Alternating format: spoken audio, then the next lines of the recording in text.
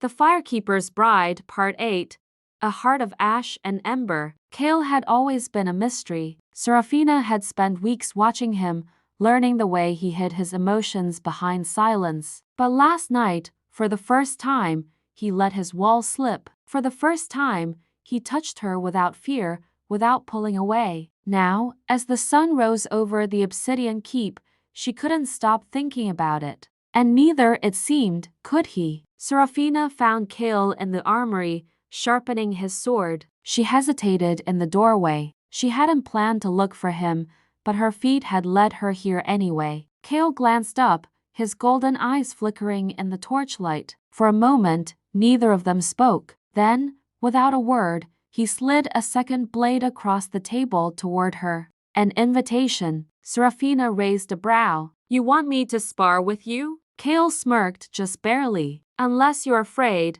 she scoffed. Of you? Never. She took the sword. Their blades clashed. Kael moved with sharp precision, testing her, watching her. Seraphina held her own, her steps steady, her swings controlled. But she could tell he wasn't using his full strength. You're holding back, she said, blocking his strike. Kael's smirk faded. So are you. He stepped forward, pressing her sword down. Their bodies were suddenly too close. Seraphina's breath hitched. His golden eyes locked onto hers, filled with something unspoken. A challenge, a warning, a question. The air between them grew thick. Then, slowly, Kael stepped back. He turned away, setting his sword down. You fight well, Seraphina swallowed. You didn't let me win. A hint of amusement flickered in his expression. I don't fight battles I intend to lose, but something in his voice told her this was different. That afternoon, Seraphina was in the courtyard when Lord Eldrick approached her. He was one of the king's advisors, a nobleman of sharp wit and smooth words. You are a fascinating woman, my lady, he said, smiling. Few would have survived a marriage to the Firekeeper. Seraphina lifted her chin. It is not survival, it is understanding, Eldrick chuckled. Understanding a man like him must be a challenge.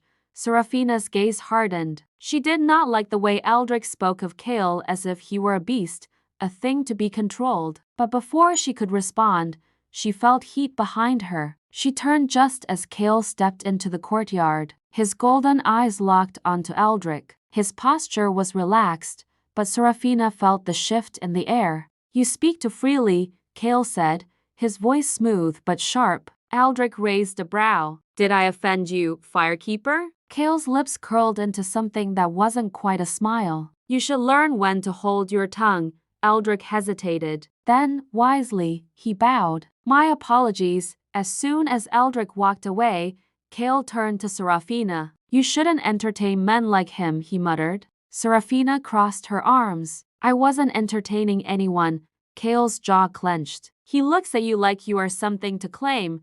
She stared at him, heartbeat quickening. And what do you see me as? His golden eyes darkened. For a moment, he didn't answer. Then, without another word, he walked away. But the fire in his gaze lingered. And Seraphina knew Kael Draven was no longer just her husband in name. He was something far more dangerous. To be continued. What happens next?